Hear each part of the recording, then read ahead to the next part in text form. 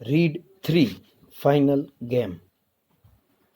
Before the final game, life was ordinary.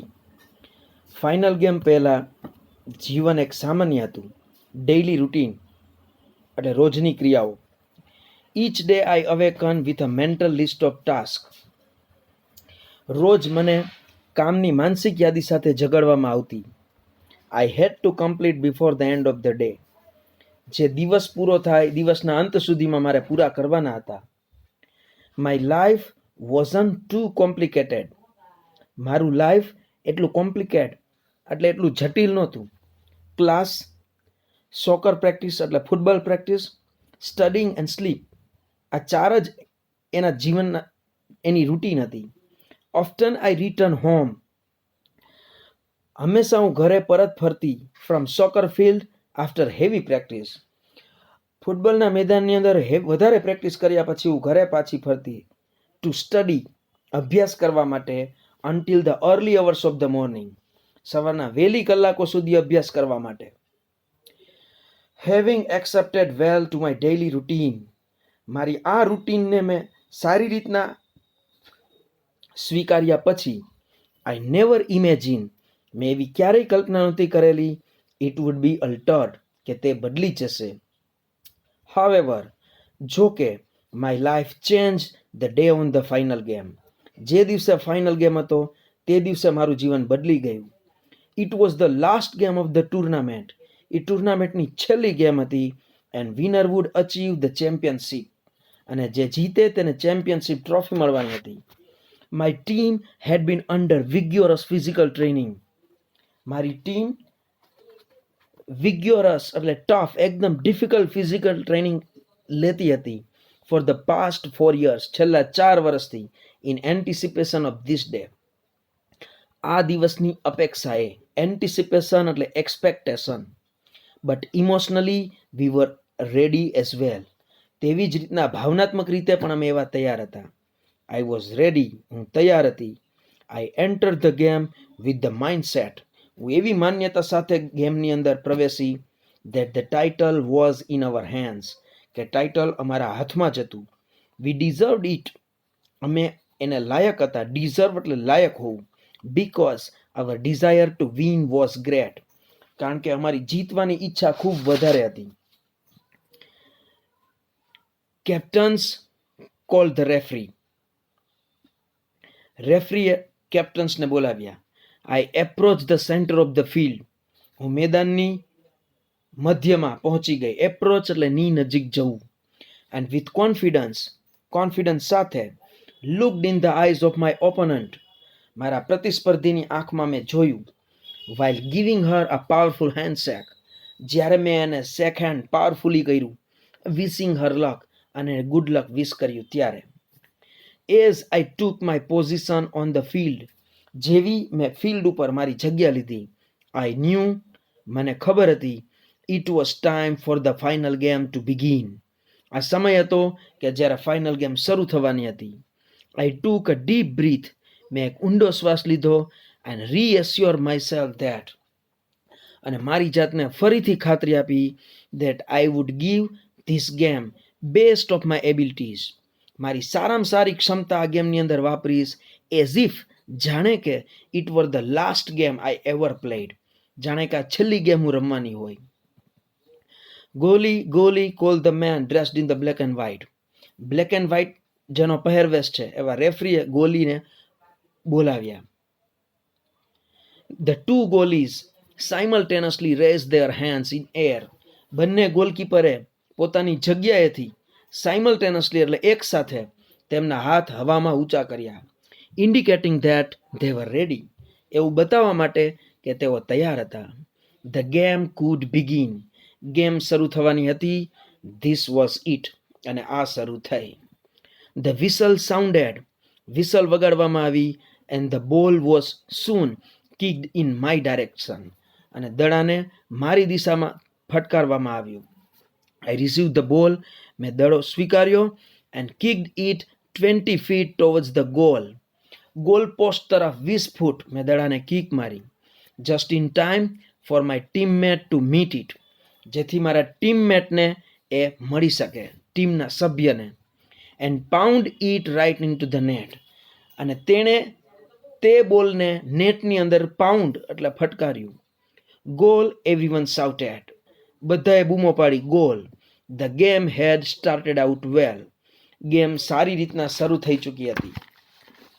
But the power of the game soon grieve intense, પણ ગેમનો power થોડી વારમાં એકદમ તીવ્ર બની ગયો. એસ જ્યારે the opposing team came right back at us with a goal to tie the game at 1-1, જ્યારે સામેની ટીમ અમારી સાથે આવી ગઈ એક ગોલ કરીને, ગેમને ટાઈ કરીને 1-1 સ્કોરથી. The game continue at the extremely competitive level throughout the first half and into the second. આ ગેમ એના પહેલા હાફની અંદર અને પછીના બીજા હાફની અંદર એના કોમ્પિટિટિવ લેવલ એટલે એનું જે સ્પર્ધાત્મક લેવલ હતું એ એક્સ્ટ્રીમ રહ્યું. The score was still tied at 1-1, score હજી 1-1થી ટાઈ હતો. Until I receive the ball with 1 minute to go, જ્યારે મેં દડો મેળવ્યો અને 1 મિનિટની વાર હતી ત્યાં સુધી સ્કોર ટાઈ હતો. I needed to put the ball in the net, મારે નેટની અંદર દડો ફટકારવાનો હતો. એન્ડ આઈ ડીડ, અને મેં તે કર્યું. Just go exactly as plan.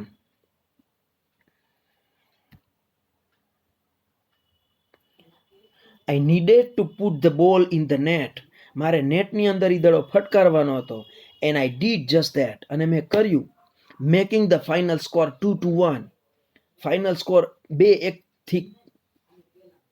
કરીને.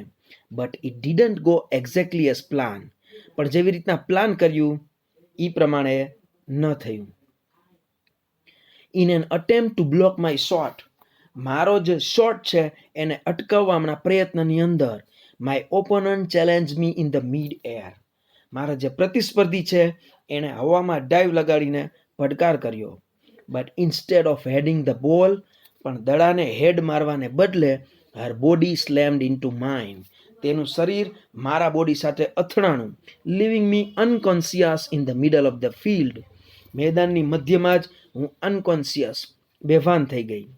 My teammates shouted cries of victory and horror at the same time, મારા ટીમના સભ્યોએ વિક્ટરી એટલે જીત માટે એન્ડ હોરર એટલે ભયની બંને પ્રકારની શાઉટિંગ બૂમો એક સાથે પાડી at the same time. When I regain consciousness, જ્યારે હું ભાનમાં આવી, I found myself in the hospital bed, ત્યારે મેં મારી જાતને હોસ્પિટલમાં જોઈ. Surrounded by my family, friends, teammates, surroundings એટલે આજુબાજુમાં ફેમિલી, ફ્રેન્ડ્સ અને ટીમમેટ્સ ટીમના સભ્ય હતા. Also at my side were the doctors, એક બાજુ મારા ડોક્ટર્સ પણ હતા. The determiners of my future, જે મારું ભવિષ્ય નક્કી કરવાવાળા હતા. In a matter of moments, એટલે થોડીક ક્ષણોમાં, they would tell me the severity of my injuries, તેઓ મને એમની ઇન્જરીની જે સિવિયરિટી એટલે સખતતા, કેટલી ઇન્જરી સખત છે એ મને કહેવાના હતા. આઈ વોઝ ટોલ્ડ ધેટ, મને એવું કહેવામાં આવ્યું, I would have to undergo an extremely rarer surgery, કે મારી એવી દુર્લભ સર્જરી કરાવવાની છે. અંડરગો એન સર્જરી એટલે સર્જરી કરાવવી. This type of surgery had only been performed a limited numbers of times, અને આ પ્રકારની સર્જરી મર્યાદિત વખત જ કરવામાં આવેલી છે. With a mere 50% success rate, અને જેમાં ફક્ત 50% જ સફળતાનો રેટ છે. મિયર શબ્દ છે MERE, mere only. After some thinking, થોડુંક વિચારીને, I decided to undergo the surgery, surgery કરાવવાનું મેં નક્કી કર્યું. નોઈંગ ધેટ, એવું વિચારીને, જાણીને, either way many challenges would await me, કોઈ રીતના ઘણી ચેલેન્જ, ઘણા પડકાર મારી રાહ જોતું હોય. Would I be able to finish my study, શું હું મારો અભ્યાસ પૂરો કરી શકીશ? What effect would it have on my social life, my grades, આની અસર મારા સામાજિક જીવન, મારા ગ્રેડ ઉપર શું થશે? ધીસ ક્વેશ્ચન્સ સર્કલ્ડ માય હેડ, આ પ્રશ્નોએ મારા મસ્તકને ચક્રાવે કર્યું, આ પ્રશ્નોથી મારું મન ચક્રાવે ચડ્યું.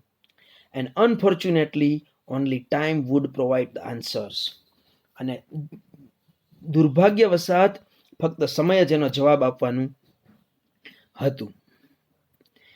આફ્ટર ધ સર્જરી પછી I was no longer the independent persons as before. પહેલાની જેમ હું જરા પણ સ્વતંત્ર ન હતો. I had to depend on others. મારે બીજા ઉપર આધાર રાખવો પડતો હતો. To assist me, to help me, મને મદદ માટે. Even in the simplest task, નાના નાના કામોની અંદર પણ, સિમ્પલ સાદા કામોની અંદર પણ.